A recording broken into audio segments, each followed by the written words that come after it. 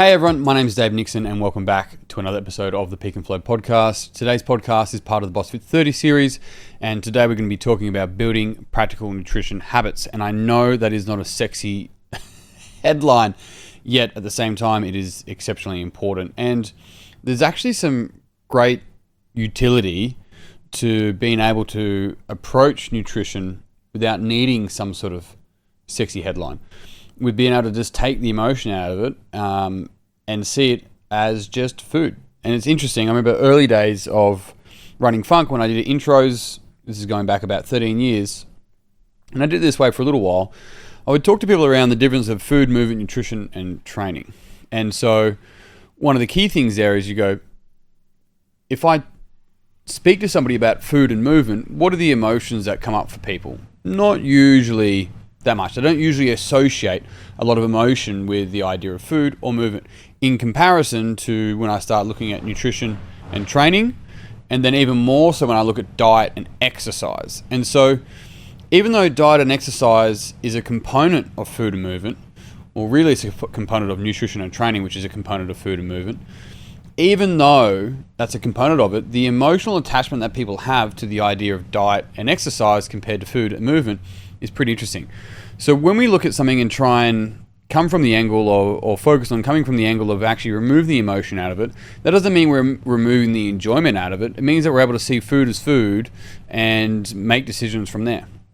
So really, when we start looking at building practical nutritional habits, I think the key thing there is we're looking at two things. One is practical and one is habits. And so as people tend to do this, the challenge that comes up for them is something that life happens. So life gets in the way.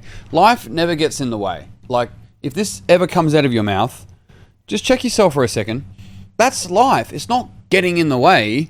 Your health and fitness goals or your whatever associated with the reason why you're looking at a nutrition plan or a training plan, they're never in the way, right? The life and health is interrelated. So life can't get in the way of certain things.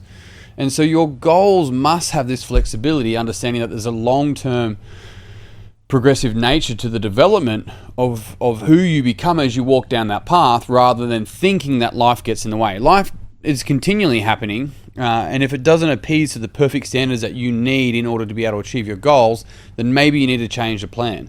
So it's sort of this idea of like, I'm firm in my goals and flexible in my approach. That's where it becomes really important. Otherwise, people get flexible in their goals and firm in their approach, and it doesn't work. So when we start to see individuals kind of fall off the bandwagon, which is another thing, there's no bandwagon, right? I fell off the bandwagon of brushing my teeth. I fell off my boss fell off the bandwagon of paying me. It doesn't there's no bandwagon, right? This is another, I know you know. But hear it, you will hear it. It becomes a cultural just acceptance, and that's how it is, and society says, and all that sort of rubbish. And it's not true. There is no bandwagon. Yet what it does allow us to do is assume that this bandwagon that I'm on is not my norm. And that's where we run into issues.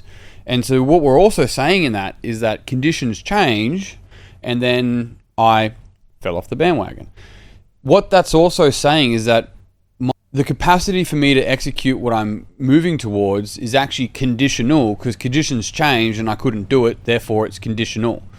And conditions are always changing, and so we need to be able to have this flexible approach to it. Otherwise, we're always at a whim of life happening.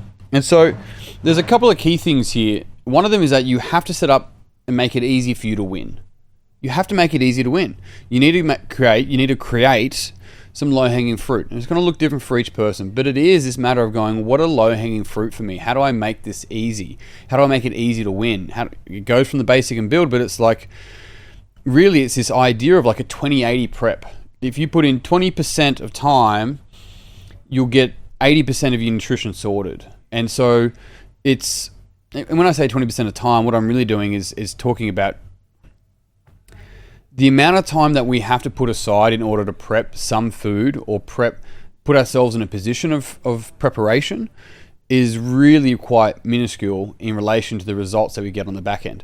And so an example of this is like people go, oh, I have to be in the kitchen every Sunday and I have to cook everything and all that. It's like, look, you could do that. in my life, with how I work, and I'm not saying to do me at all, I will literally make sure I've got rice, whether that's packet rice or whether my wife is organized or I've organized putting on the rice cooker, which is I don't have to do anything. It's just actually going and the rice is going, and then it stops, and then I put it in a container and we're good. So there's that approach to it. The other thing is making sure I've got at least frozen veggies in the freezer at work. And then if I really, really need to, I can go and get protein sources from either Woolworths or there's a burger place nearby. I just go and ask for chicken if they have chicken breasts they cook up. Like it's making it easy to win. And so sometimes prepping isn't always about sitting there on a Sunday and prepping food and doing that. Sometimes prepping is actually going, what are the ways that I can make sure it's easy for me to have the food that I need that's not complicated, that's simple. The other thing is meeting yourself out where life condition at the stage of your life conditions. So conditions in your life will change continually, and so your ability to adapt and shift with that is crucial. And so this is where we gain flexibility and we move from this codependent space to dependency to independency. And further down the track, interdependency. But really it's about building independence here and being able to go, okay, what are the foods that I need? And I'm going to talk through that today for you and how to make those decisions. One thing I want to remind you more than anything here is saying no is saying yes. When you say no to something, you're saying yes to something that's more important. It's as simple as that. And if you can extend your time horizon, then saying no becomes a lot easier because you're saying yes to a greater future down the track that you're moving towards. But every single time you say a short-term yes, you're saying a long-term no. And that's a really important distinction to make because people that go, I hate saying no, it's like you're always saying no, even if you're not saying it. So the areas that we need to address here are definitely the method that we approach our nutrition itself and then our mental approach as well. I mentioned before, make it easy to make simple decisions. Another way to think of that is you actually make it easy to make less decisions. And so where you can make less decisions, you don't then have this, I'm tired and I'm a little bit emotional or a little bit cranky or whatever, and I don't have food, so I'm just going to get X. You make it easy to not be in that position.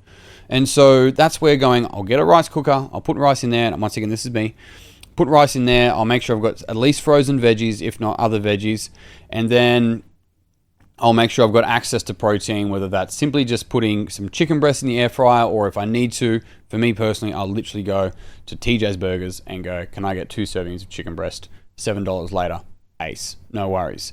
And so the key thing here is I need to make it easy to make less decisions. If I'm making less decisions and I've already made the decisions when I'm not in an emotional tired state, then the chances of me succeeding long term are significantly greater, which kind of leads to another thing. And I think I'll talk more about this in the next podcast, but one of the key things with this is when people deal with things like cravings or wanting something sweet or whatever, eat what you planned first, and if you still feel like it afterwards, then go have that thing. But if you didn't plan, what happens is you just go eat the sweet thing. So it's a simple way of going, okay, look, if I really want that thing, let me actually just satiate myself first and see if I still want it. So there's still a permission there. There's still an allowing there. It's just not this like, oh, I can't have that, which commonly wants people to want it more. So it's really important that we're actually not restricting necessarily, but putting ourselves in a position to win, and also making it easy to put whole foods first. Cravings can be second. I say that in the sense of cravings or enjoyment or whatever the case might be, but whole foods first. And when I say whole foods, it's like meat, rice, things that are actually a food, fruit, veg, whatever the case might be. And then, if you still feel like X afterwards, then fill your boots. Within reason. This is more a guideline and building habits than telling you what to eat. What I do want to share with you though is you need to know what's a no. You need to know, K-N-O-W, what's a no. And when you're saying no, what are you actually saying yes to? And so this is the importance of your DENT goals, is to know what are you actually moving towards, because every single time you say no, you're saying yes to that. But every single time you say a short-term yes, you're saying no to that. So you've got to know what's a no. The other thing here, which is actually a really important thing, is that commonly people have to kind of update their identity. And I'm not a big fan of this whole reframe thing. Yet what I mean is that if the identity is I always fail with this, or I always yo-yo, or I just love good food, like whatever version of that there is going to absolutely hold the person back, make any results short term, and the person never progresses. So there has to be this sort of shelling of this old identity, and what comes online is this idea of like, I'm flexible and I'm the type of person, we all are, person meaning persona, mask, but I'm the type of person that thinks long term when it comes to nutrition, and I don't restrict myself. I just make choices that are relevant for my life and stage of life conditions and stage of life.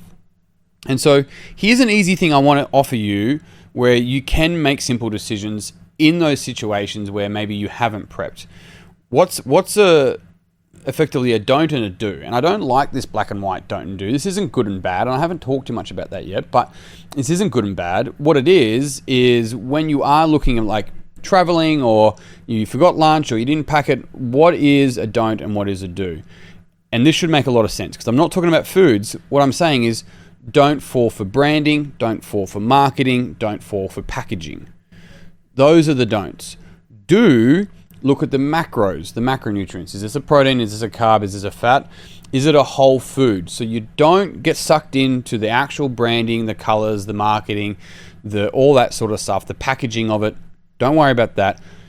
Do look for whole food. So you start seeing things not as a Yoplait or not as a muesli bar. You start seeing it as, is that a protein, or is that a carb, or is that a fat, right? Or is it a protein and a fat, or is it a carb and a protein source, or whatever the case might be. It's hard to find them, but either way. So what I'm getting at there is simply don't get stuck in the marketing. Do start looking at it as a protein, carb, and fat and a whole food, and it completely shifts and changes how you can approach it. The whole goal here is helping the individual, you, become sustainable and flexible with your approach to nutrition. Make it easy to remove the decisions, so the decisions are already pre-made for you. You move into this new identity as, this is just what I do. In the same way, at some point as a kid, you probably hated brushing your teeth, and then at some point you're like, it's just a part of who I am and what I do. And then from there, what's really important is moving from this place of like shame and fear and disappointment around either failing or restricting yourself, to this place of trusting your decisions, that they're actually driving you in the way that you're wanting to move towards and where you know you deserve to be. And on that note, team, I'm done. Thank you very much for tuning in. If you enjoyed this podcast, it would mean the world to me if you share it with someone else that you think would also enjoy this podcast. This one is part of the BSFT30 series. If you want to learn more about the BSFT30, it's a free program that I run. You can find more in the show notes. Otherwise, that's me done. I'm out. Until next time. I used to do this one, I'll do it again. Peace and pizza. I'll see you soon.